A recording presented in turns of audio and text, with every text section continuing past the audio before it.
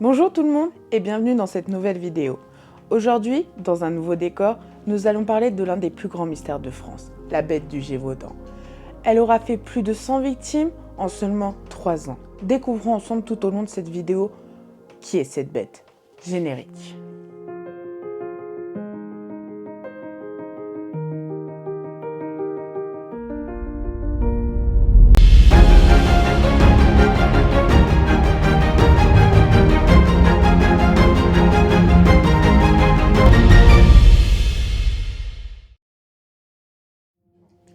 Tout commence le 30 juin 1764 à Ubac, vers Langogne, sur le plateau du Haut-Vivarais. Dans l'actuelle Lozère, c'est là où on retrouva le premier corps laissé par la bête, une jeune bergère de 14 ans, Jeanne Poulet. Cependant, ce n'était pas la première victime de la bête. En début du mois, une jeune vachère avait été attaquée. Ce fut son bétail qui le sauva. En effet, ils chargèrent la bête, pensant qu'elle était venue s'en prendre à leur petit beau. Grâce à ce sauvetage, la vachère put nous donner une description précise. Une bête avec une très grosse tête, des flancs rougeâtres avec une bande noire tout au long de dos, une queue très touffue, des pattes larges munies de grandes griffes. Elle précisa également que la bête n'en voulait nullement à son troupeau, mais seulement à elle. Ce meurtre fut suivi de celui de 3 jeunes garçons de 14 ans, d'une jeune femme à Arzens, d'une fillette à Tauris et d'une bergère à Sandoyrac. Tous ces meurtres surviennent pendant l'été 1764. Il ne s'arrêta pas là. En septembre, ce fut une fillette de Rocle et un jeune homme de Chauzan qui eut le malheur de croiser la bête. Le 8 septembre, un jeune homme de Pouget eut la chance de survivre à l'une de ces attaques. Ce ne fut pas le cas d'une jeune femme de 20 ans, retrouvée près de Saint-Alban, vidée de son sang. Dans le village de Julianet, en octobre, un paysan armé de son fusil croisa la bête. Il lui tira dessus une première fois. La bête s'écroula aussitôt, mais se releva. Un deuxième coup partit, ce qui arracha un cri de douleur à la bête. Elle réussira à s'enfuir dans les bois. Le 8 novembre, une battue avec 200 chasseurs fut organisée. Ils réussiront à cerner la bête à une distance de 10 pas, près du château La Baume. Ils la touchèrent à plusieurs reprises, mais elle réussira à s'enfuir de nouveau dans les bois, hurlant de douleur. Il ne restait plus qu'à retrouver le corps de la bête qui s'était sûrement enfui dans les bois pour y mourir. Seulement, 2 jours plus tard, ce fut le corps d'un jeune garçon de 10 ans qui fut retrouvé. Entre le 20 et le 27, ce fut 8 battues qui seront organisées. Pendant ce laps de temps, la bête aura le temps de faire 10 victimes de plus. Les autorités décidant d'intervenir envoya le capitaine Duhamel au Gévaudan. Le 12 janvier 1765, dans un champ du Villaret, se trouvait un groupe d'enfants qui gardaient les troupeaux pour plus de sécurité. Il y avait 5 jeunes hommes et 2 jeunes filles, tous âgés entre 8 et 12 ans. La bête se mit à rôder autour d'eux, quand d'un coup, elle chargea et prit le plus jeune avec elle. Ses camarades, pour tenter de le sauver, essayèrent de piquer la bête grâce à leurs bâtons pointus. Ils réussirent à la faire lâcher prise, mais la bête eut le temps d'emporter un morceau de la joue du petit jeune homme. À peine les enfants eurent le temps de se remettre de leurs émotions que la bête chargea de nouveau. Elle prit le garçon avec elle et l'emmena au fond des bois. Jacques Portefait, jeune homme de 12 ans, essaya de convaincre ses camarades de partir au sauvetage du petit garçon alors qu'eux désiraient s'enfuir. Ils rattrapèrent la bête et la piqua de nouveau. Seuls les coups portés au visage la dissuada. Elle finit par lâcher le petit, et le groupe d'enfants réussirent à éloigner la bête jusqu'à l'arrivée d'Atulte, qui arriva alerté par les cris. Le jeune garçon, malheureusement, mourra quelques heures plus tard à la suite de ses blessures. Le 7 février 1765, Duhamel et ses troupes organisèrent une battue. Ils réussirent à suivre la bête et la retrouvèrent. Ils l'encerclèrent et la toucha à 5 reprises. La bête s'enfuit hurlant de douleur vers la forêt. Dès le lendemain, une nouvelle victime fut retrouvée à Malzieu, une fillette de 14 ans. L'histoire de la bête du Gévaudan se fit entendre dans toute la France et également outre-mer. Louis XV décida donc d'envoyer le meilleur louvetier du pays, Denval. Denval réussit à faire envoyer Duhamel et ses troupes. En effet, pour lui, il attraperait le loup seul. Il se metta en chasse début mars 1765. 2 mois passèrent, mais il était bredouille. Il décida donc le 30 avril de reprendre les anciennes techniques de son prédécesseur. Il organisa une battue. Tous ensemble, ils réussirent à cerner la bête. Il la toucha à 3 reprises, mais comme à son habitude, elle s'enfuya. La force de Duhamel et la technique de Denval n'aura pas suffi à attraper la bête. Louis XV décida de retirer Denval de cette mission. En effet, il préférait y envoyer son propre porte-arquebus, porteur de fusil. Denval dira en partant « Ce n'est pas un loup, c'est autre chose ».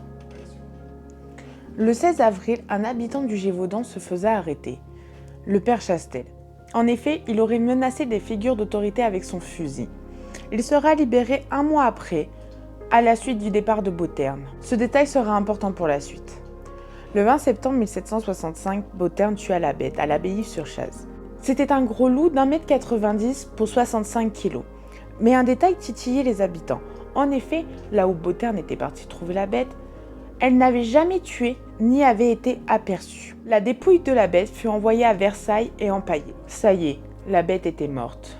Les 2 mois qui suivirent n'eurent 0 agression à déplorer. Un peu plus tard, 2 garçons échappa à la mort, le 2 décembre 1765. Le 21 décembre, on retrouva une jeune fille de 12 ans, Agnès Mourque, décapitée. Le 12 février 1766, une bergère sera retrouvée tuée. Les habitants maintenant se retrouvant seuls, la bête était une affaire réglée. Le massacre continua ainsi encore pendant 1 an. Le 18 juin 1767 fut la journée de la fin. En effet, après une dernière victime, un jeune garçon de 10 ans, le marquis Abcher décida d'organiser une battue dont la famille Chastel en faisait partie. La bête fut repérée près de Soignes-d'Auvers. Selon la rumeur, Antoine Chastel aurait eu le temps de ranger son livre et ses lorgnons pendant que la bête s'assit devant lui. Il tira. La bête mourut sur le coup. Le notaire put constater que la bête était un canidé de 120 livres. La dépouille fut envoyée à Versailles. Elle arriva en état de putréfaction et sera donc enterrée à côté du château. Nous voilà maintenant arrivés au moment des théories. Notre première théorie est la plus connue. En effet, il se pourrait que ce soit un animal sauvage, du style un lion ou une hyène. Seulement cette théorie est peu crédible, les animaux exotiques auraient eu du mal à survivre pendant les températures de l'hiver. Également, tous les chasseurs de l'époque s'accordent à dire que les traces étaient celles d'un canidé. Or, les lions ou les hyènes sont des félins. Notre deuxième théorie est celle du docteur Puech au XIXe siècle. En effet, pour lui, il y aurait 3 choses à prendre en compte. Des fous furieux, des mystificateurs et des loups. Il n'est pas improbable que des loups auraient pu manger les victimes après leur mort par faim. Les mystificateurs auraient joué le rôle de témoignages invérifiables tels que la bête aurait été vue marchant debout sur ses 2 pattes arrière. Et le fou furieux est amené car effectivement certaines victimes ont été retrouvées égorgées, éventrées ou même décapitées. Il y avait un fort quota seulement de femmes et d'enfants. Et de plus, les victimes étaient nues. Si c'était le fruit d'un animal sauvage, jamais il l'aurait déshabillé. Les vêtements se seraient retrouvés déchiquetés sur le corps de la victime. Notre troisième théorie est celle de la religion. En effet, une analyse a démontré que toutes les victimes étaient catholiques. Seulement, ce n'est pas sûr à 100%. Ce seraient donc les protestants qui seraient à l'initiative de ce complot. Notre quatrième théorie est celle de la famille Chastel. En effet, pour moi, c'est la théorie la plus probable, du coup ce sera donc celle-ci qui sera le plus développée. Déjà, on pense que la bête ne pouvait pas être un animal. Elle n'avait pas peur de l'homme et ne mangeait pas que par faim. Plusieurs fois, elle aura commis 2 meurtres dans la même journée. Or, notamment les loups, se déplaçaient seulement en meute pour manger par faim et en hiver pour aller jusqu'à rentrer dans les villages. De plus, 2 fois, on pu voir des arrêts de 2 mois de la bête. On pense également que la bête était vêtue d'une couche protectrice faite en peau de sanglier. En effet, ça expliquerait la longue trace dans le dos qui est singulier de cet animal. Et en plus, les armures pour les bêtes étaient très courantes à cette époque-là à cause de la guerre de 7 ans. Les Chastel étaient des éleveurs de bêtes de combat. Également, on pense que la bête était un hybride entre un loup et un chien. La bête semblait être éduquée car elle savait éviter les pièges et les appâts. Antoine Chastel était quelqu'un de mal vu. En effet, il s'était reclus dans une cabane, loin du village au fond de la forêt. Il était entouré de bêtes et de chiens. De plus, on le voyait comme un sorcier meneur de loups. Ce qui me convainc dans la culpabilité d'Antoine Chastel est que seulement un mois avant la mort de la bête, il se repentit et devena pieux. On pense qu'il aurait eu un complice, un noble du nom de Morangier. En effet, seul un noble aurait pu savoir où se passaient les battues et à quel moment. Morangier était quelqu'un de sadique et de pervers. Ce qui nous conforte dans la théorie de la main de l'homme est qu'aucun animal n'aurait pu décapiter ou dénuder l'une de ses victimes. Nous arrivons maintenant à la fin de cette vidéo. J'espère qu'elle vous aura plu. N'oubliez pas de me laisser un commentaire pour me dire quelle est votre théorie. Était-ce un loup, un humain ou un loup-garou?